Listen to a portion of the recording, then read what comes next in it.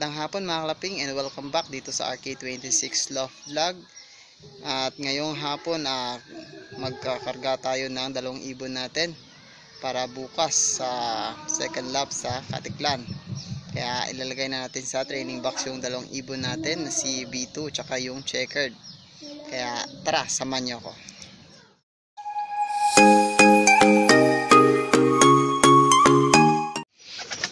Mga kalapating, lagay natin sa training box yung dalawang pang entry natin. Yan, sara natin ang pintuan. Yan yung checkered natin. Sana makauwi sila bukas.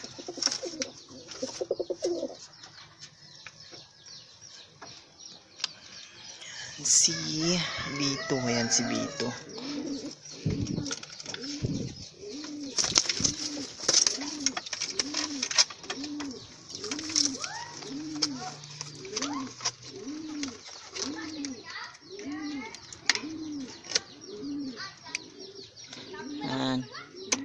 Ayos na mga pating. Kaya update ko na lang kayo mamaya pag nandun na tayo sa loading station natin. Kaya bye bye.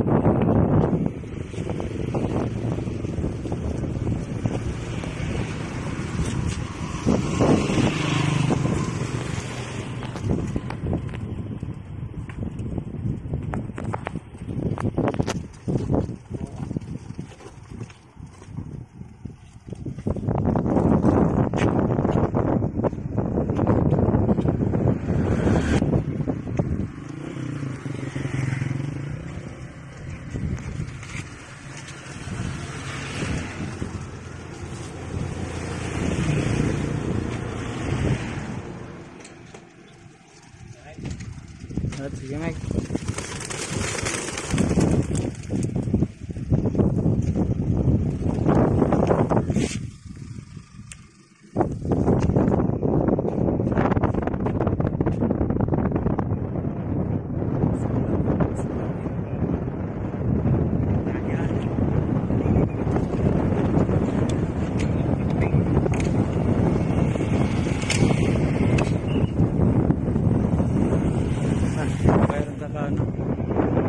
A few minutes later. Good morning mga kalapating. Abangan time na naman natin ngayon sa second lap sa Katiklan dahil na-release na po yung ibon natin ng 8:15. Ito yung panahon natin dito mga kalapating. Sobrang ganda ng sikat ng araw.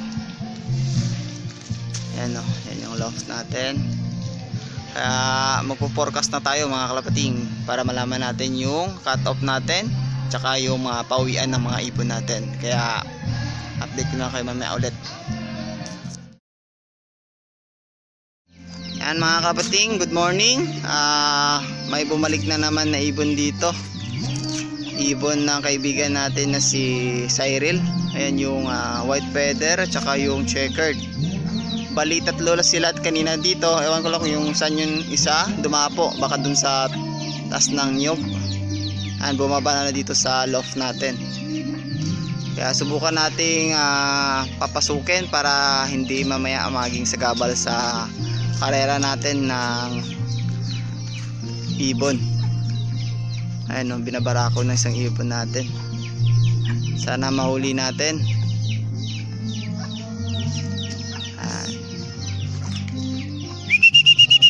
Pababain natin muna mga kapating. A little longer than a few minutes later. Yan mga kapating, time check ulit tayo mga kapating. Bali 9:38 na.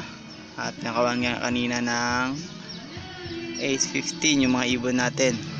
Almost higit isang oras na yung lipad nila. Sana mapasama yung mga ibon natin sa mga malalakas na mga ibon ng kaibigan natin para makauwi. Medyo maingay lang dito sa area natin dahil may party doon sa kabilang bahay, kaya maingay yung video. Okay, sana hindi sila mailang mamaya sa pagdating nila dahil maingay, tsaka puno ng sinampay yung loft natin. Ayan, napansin nyo sa gilid nya na yung mga sinampay. Mga bandang alas 10 siguro, doon na siguro yung pagdatingan ng mga ibon natin sa speed na 1,000. Dahil mukhang hard race na naman ito mga kapating, dahil umulan na naman doon sa bandang norte, kaya pahirapan na naman yung pauwi natin. Sana makauwi yung ibon natin mga kapating, kaya abang-abang pa tayo mamaya. Yan, kaya update ko na ako mamaya. Yan, what's up mga kalabating? 10:23 na, wala pa rin yung dalawang ibon natin. Yan, marami na daw nagpaklak. Yan, congrats sa inyo at sa lahat ng umauwing ibon. Yan mga kapating, update natin dito sa loft natin. Bali 11:50 pa naman yung cut off natin. Sana walang mangyaring masama sa mga ibon natin at makauwi ng ligtas.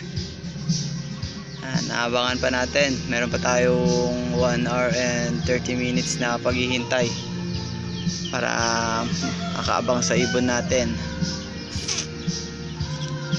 Congrats sa lahat ng nagpaklak. Mga kalabating, mag alas 11:14 na yung oras natin. Wala pa tayong pauwi kahit isa. Yan, 46 minutes na lang, cut off na natin. Saan natin makauwi pa yung ibon natin. Yung panahon natin dito mga kapating, makulimlim na.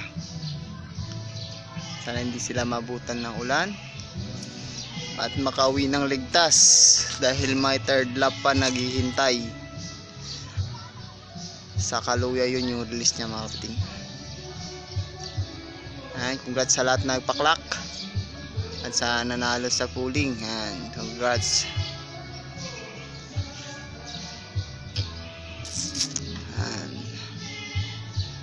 Hirapan yung ibon natin mga kapating.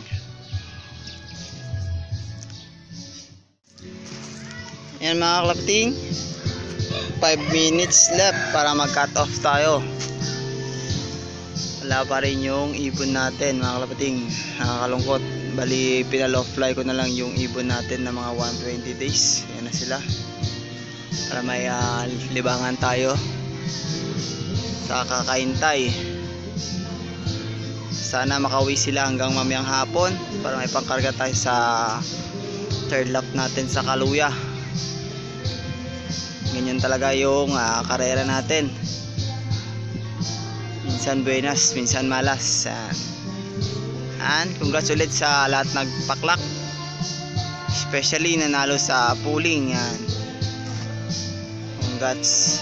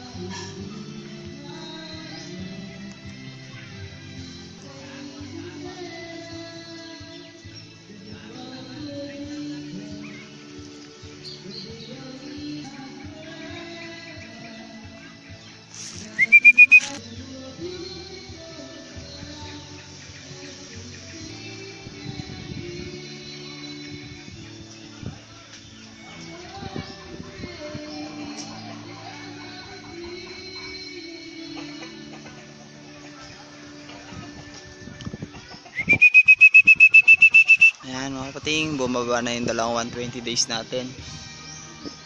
Si Lakas at saka si Itim. Ayan na yung white feather natin. Ayan na. Palanding na. Bali, meron pa tayong tatlong 120 days na lumilipad. Ayan.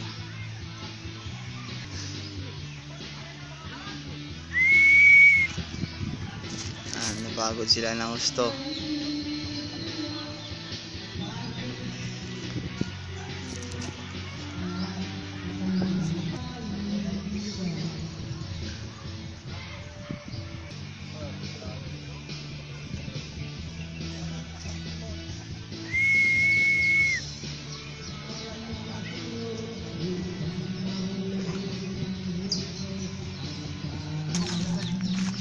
Ang 120 days natin mga kalapating.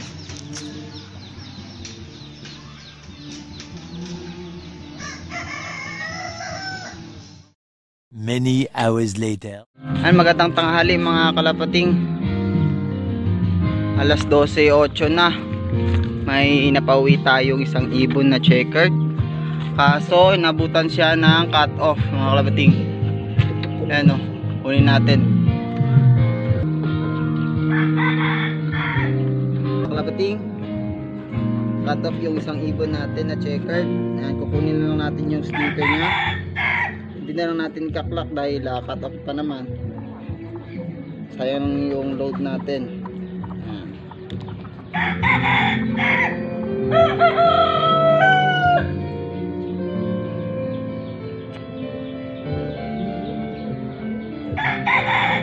Ayan yung katawan nya.